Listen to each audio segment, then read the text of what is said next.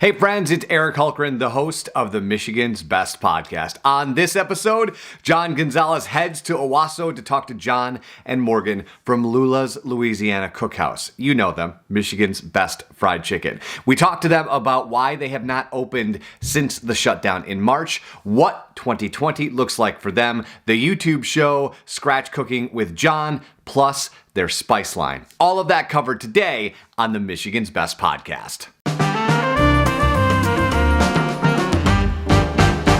So here we are, John and Morgan. I'll tell you what, 2020 was something else, like I said. And you guys were tops on my list of restaurants to visit last year, but you guys were only open for a few months and then had decided just to shut it down as opposed to try to do takeout, right?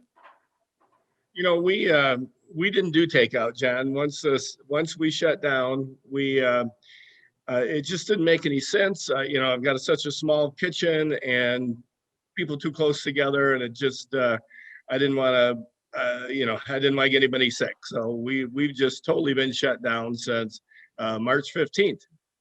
Well, I tell you what, there was something else you said in an earlier interview, because we talked to you and Morgan, I think right after. And hi, Morgan. We talked to you not too long after, because restaurants were, if you look back at 2020 and the pandemic and the first shutdown, restaurants were scrambling, trying to decide what to do.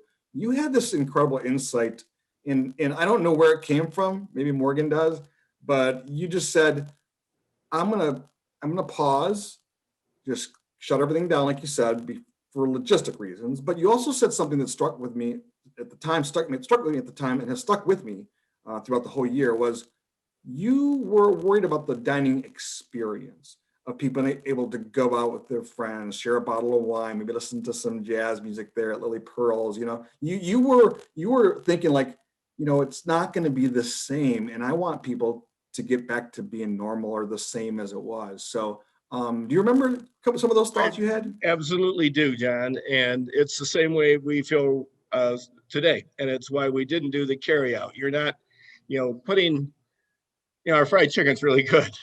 Put it in a box and, they're going to be happy, but you're not getting the entire experience of the ambiance and the camaraderie that we all have with our servers and our customers. And that's what we decided, just to hold out until we could offer the entire experience. Well, yeah, I can't wait for that celebration. A lot of ground that I want to cover with you, including some of the restaurants that you, John, maybe you and Morgan went to some restaurants this year, got a chance to do something different, because for once you weren't, strapped down to just the restaurant, right, 24/7. You got to have a different life in 2020. But I want to cover not only the spices and some of the things you're selling now, your videos online. You kind of decided, I've always kind of wanted to tell people or teach people how to cook. And you launched a YouTube channel, and I started stepping up. I've learned a lot about you through those YouTube videos. The first thing I need to know, John, okay, by the way, they're great. You do a great job in a short period of time of how to put together a meal. And some of those meals, I'm challenged. I want to do it. But I need to ask you, for Christmas, sure, what did you get Morgan? Because I want to know. Now, this is funny, John, because we have not exchanged gifts in 26 years of Christmas. The very first Christmas, I bought Morgan a really nice coat, and she hated it. So I didn't hate it. Did you wear it though, Morgan? No, she took it back. She took it back. No, you took it back. Anyways, but about December 10th, Morgan says, just want to let you know, I actually did buy you some Christmas gifts. I'm like, oh no, now I gotta come up with something. But you did good. I did good. So I got Morgan a hydroponic garden that grows 24 different plants at the same time, fits in our music room, and it's got lights that go up with as the plants grow, and it's awesome. So she loves to garden, so I got her an indoor garden. That's great. Well, that's what I love about the video series, because you get to kind of like a little peek of your life and what you have going on. The series has been popular, right, John? I mean, you've been cooking. Tell us some of the dishes you've been cooking on that channel. Oh, I had a ball with it. And, the whole idea was, honestly, John, it started as I wanted my kids to have, the family recipes, and it started there. And lately I've done more of our New Orleans things. I did just a shrimp Creole and etouffee, and actually my last one was Irish stew. So I'm just trying to do exactly what I cook, just peasant food from all over the world. What I love about you, you really kind of are looking at the culture of cuisine from different parts of the world, and which is fun to watch. You have this love for. I mean, your place is Lula's Louisiana Cookhouse, so right away you're thinking Cajun theme in New Orleans and NOLA, and the crawfish and everything, and you do that well. But you also were exploring with some cooking series there at Lula's and inviting people to come try different foods of the world. Right. Yeah. And that's at my core, that's what I love to do most, is just food from all over the world. And that's originally why we decided, my core is Southern cooking and New Orleans style cooking. But we decided when we first opened Lula's to go with the New Orleans because we could put everything under that umbrella, all the different cultures of the world, Well, let's get into this thought of restaurants to visit in 2021. Obviously it's hard to know what's going to happen with the pandemic and the vaccine and everything, but do you see opening up Lula's for full service, at least to whatever capacity the governor and the health department says? We are planning on it. We started to gear up again right before the second wave hit. I've actually hired a general manager to help when things do get going. And we've written a new menu. We've got a lot of new menu items. That's basically what I've been doing for 8 months, is playing with new recipes. So when we do open and have some fun new things. But then the second wave hit, and we just we have to wait again. But we have every intention of sometime this year when we can safely have you and Amy at the door greeting everybody for our grand reopening.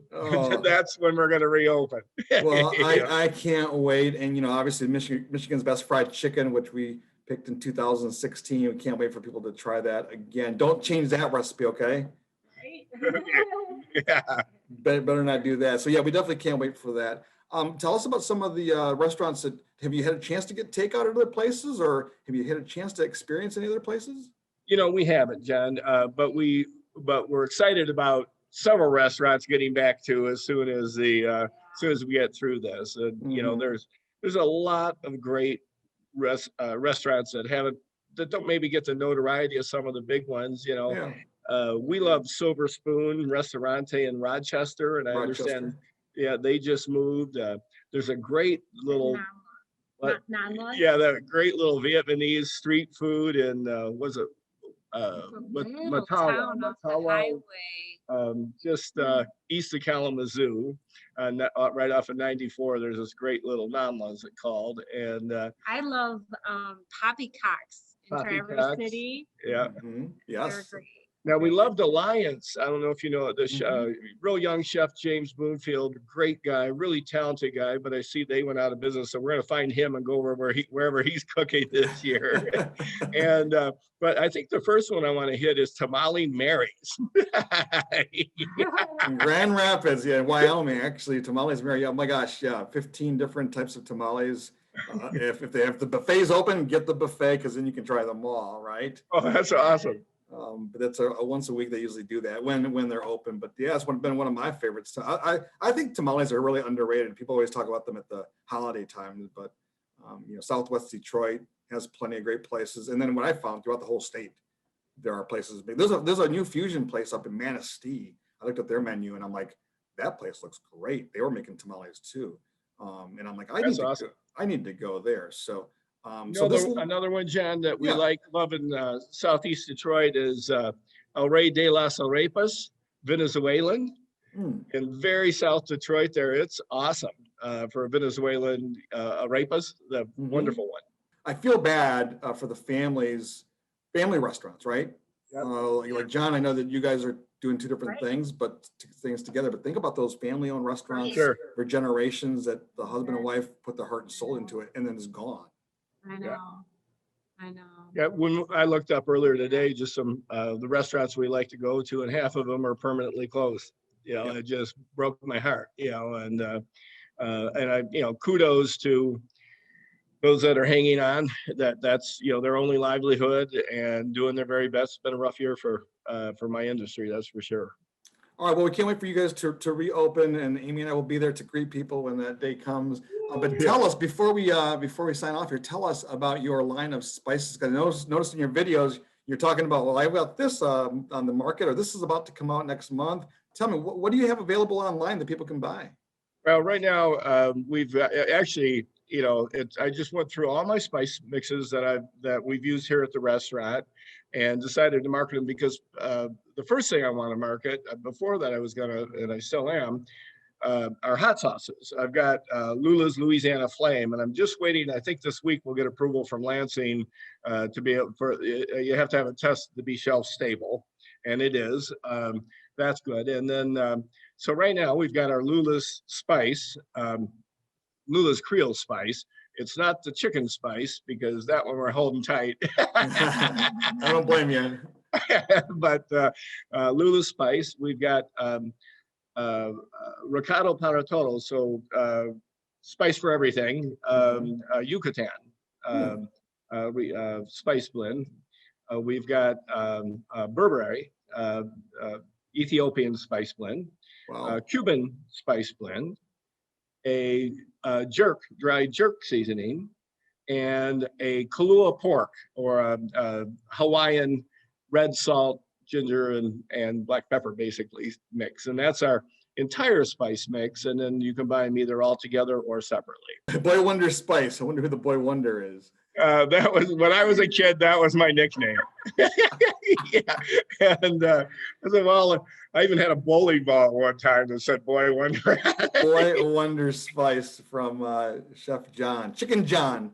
There we go. Lula's Louisiana Cookhouse in Owosso, Michigan. Well, thank you so much for joining us. Anything else that you want to add, or? Let's just look forward to 2021 being better than 2020, and best wishes for all of my friends in the restaurant industry and all of our employees. And let's keep our fingers crossed that we can put this. I'm very optimistic that once we get past the COVID, then we'll have a big rush to all of our restaurants, and our industry will be back up on its feet again. And what's the website again, John? www.lulascookhouse.com. All right, thanks a lot, guys. We'll see you. Yeah, great to see you, John. Yeah, bye-bye.